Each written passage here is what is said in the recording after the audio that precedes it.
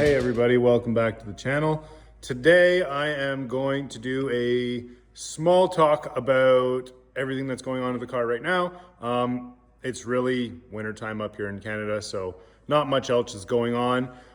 Basically been outside skidooing. It's kind of wintry and cold out there. I think right now it's -20, which for all you southern folks in America would be -4. So it's not particularly warm. This week I've been tackling wires and wiring, which is a friggin' slippery slope, if anybody who's ever done wiring knows.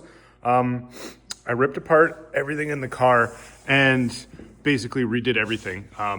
There has been a mash of 7 years worth of just haywiring, getting stuff done, getting by with whatever was in there, quick fixes on the side of the road, and it's all basically amounted up to a big pile of rat nest crap. So I figured while the engine was out, it was time to rip everything out, redo everything, properly wire my relays because my relays were a nightmare. I had 2 relays. One was running radiator fans and my intercooler pump, and the other relay was running my fuel pump.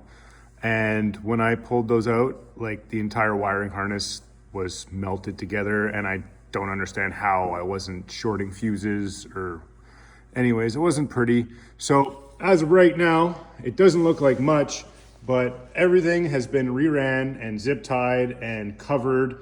All the main wiring harness for the engine is just up there out of the way.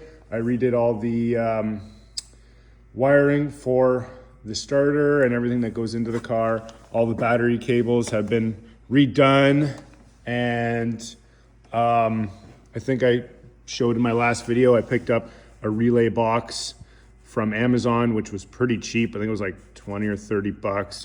And it came with 4 relays, and they're all fused. The power comes directly from the battery, so I don't have to worry about blowing fuses in the car like I used to.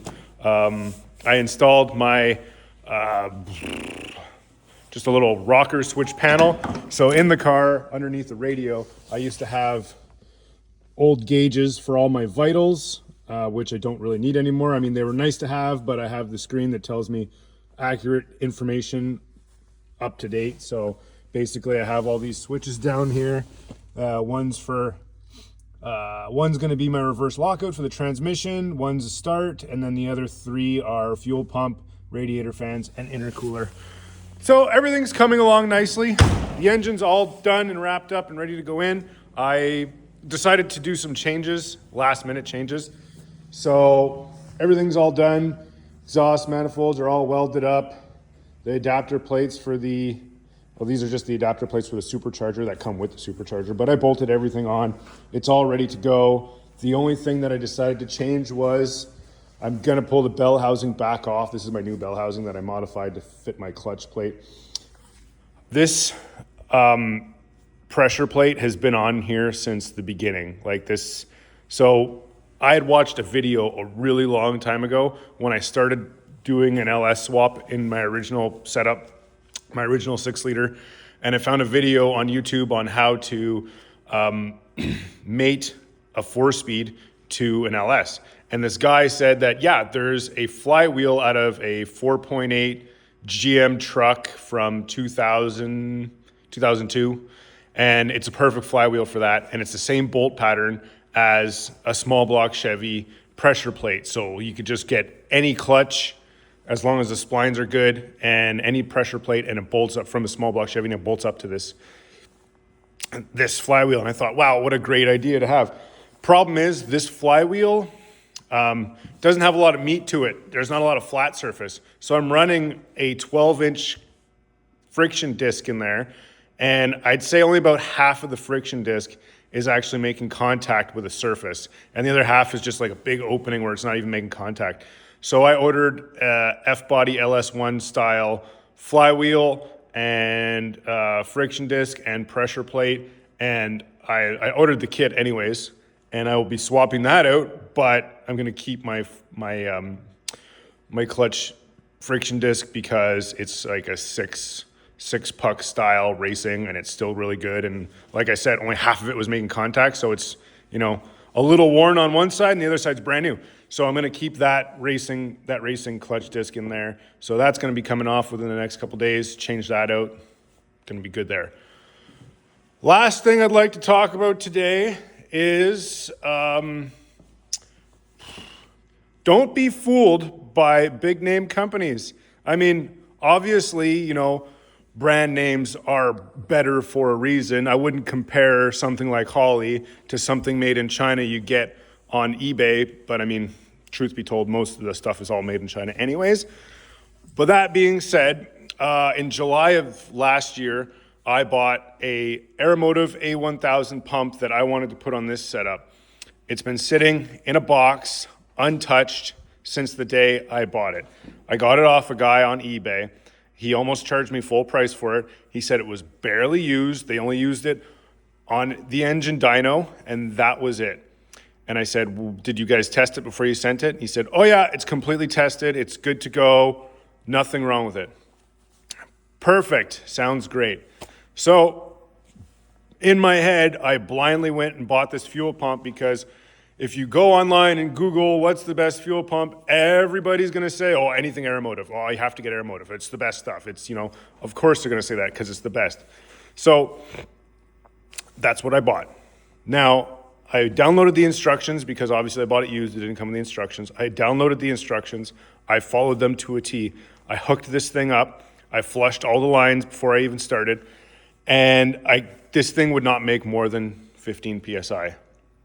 So I went online and I checked again, I checked 3 more times, and then there was a couple little, you know, here and there, oh, you should try this, you should try that, run an extra ground here, try this there, make sure you have 13.5 volts, the whole 9 yards. Didn't change anything.